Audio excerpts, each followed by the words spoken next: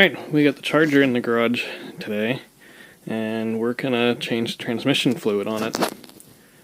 So it's only been about 15,000 miles since the dealership rebuilt the thing, after they the rear output shaft bearing cage came apart and was making noise. So, needless to say, I've had some trouble with the dealership's work on the car before. So before the warranty expires at the beginning of April, I figured now's a good time to go ahead and check the transmission pan, make sure there's nothing funny looking in it, and we'll get some fresh fluid in it too. But hopefully all is well and we don't have to worry about anything. So the first thing I noticed under here is it looks like there's a small fluid leak coming from the bell housing. So a couple months after they rebuilt it, I had to take it back and had them change the front input shaft seal because it was dripping a little bit of fluid, and it looks like the same thing. So they probably did something funny with that again.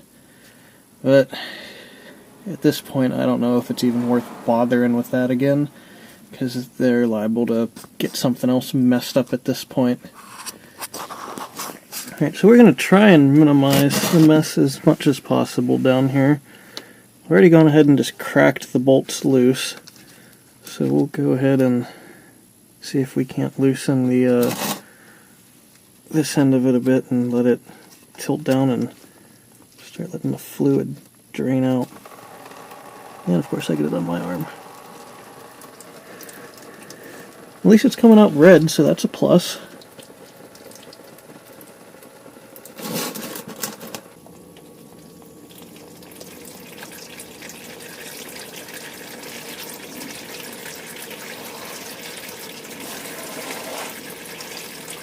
Oh, we got a waterfall now.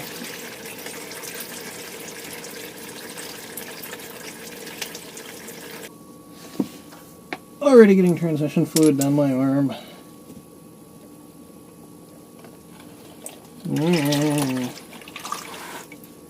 Yep, there's a mess.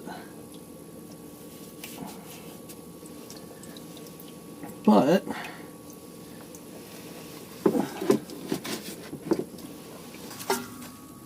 so we got the pan down, and nothing looks terrible up top.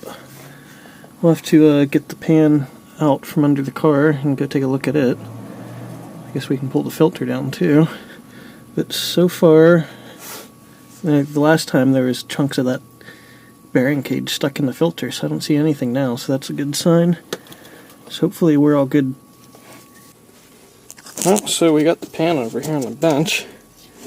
And let's see if we can unwedge it. So that's maybe a hair on the dark side, but it really doesn't look bad. Magnet doesn't look overly furry. Most importantly, no chunks of anything in the pan. Alright, well, we got our pan all cleaned up. So we'll get a new gasket on it, and we'll go get it and the filter on the car.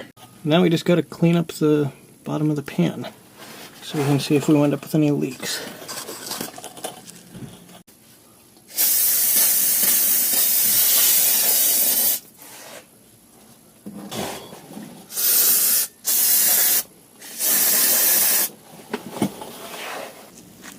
Right, so now we're going to pour the ATF into jugs and try and measure what exactly came out. That way we can ballpark it to get filled before we fire it up and check what the fluid level is in gear. So hopefully we minimize any chance of doing anything bad to it. So there's what we poured out from the pan into the jug. So what was in the pan that we caught, we got out right under a gallon. When you factor in the oil slick I made on the floor down there, I'd say we're right around a gallon, probably a little over. So we'll go ahead and put a gallon of the fresh stuff in and then fire it up and check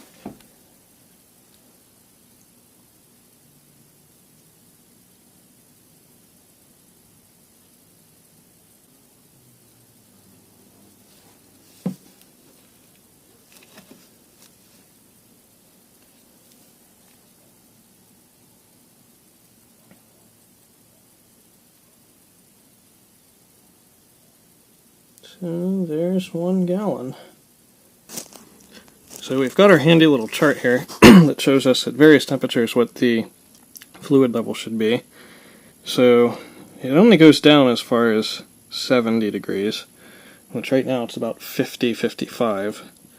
So we'll check it and make sure it's close now, and then we'll go take it for a ride and give it a check again.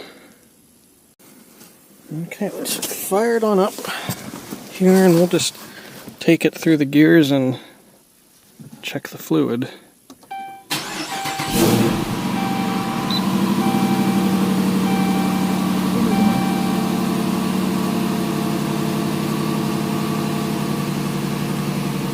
You can see, of course, it's stone cold, so trans temp 84, which you can see what the ambient is, so I don't think it's even that warm, so we'll have to take it for a ride, but we'll go in gears.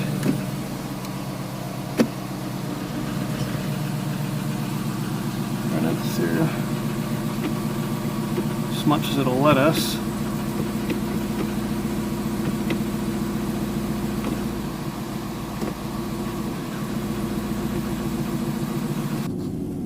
Alright, so we're off on a ride to warm up the transmission.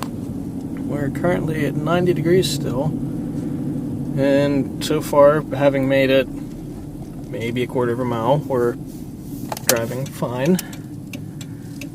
Nothing immediately goofy or noisy.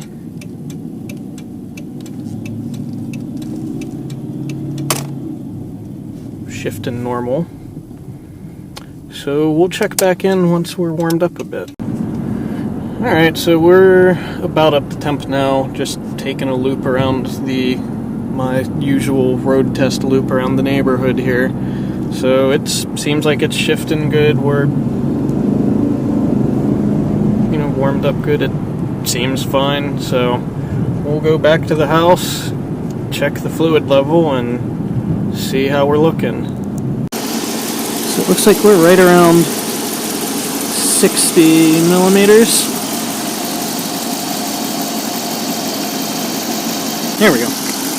So at 163 or so degrees, looks like we should be between 60-ish millimeters and 70, with ideal being about 65. So we're a little below that, so let's double check it and maybe add a little bit of fluid.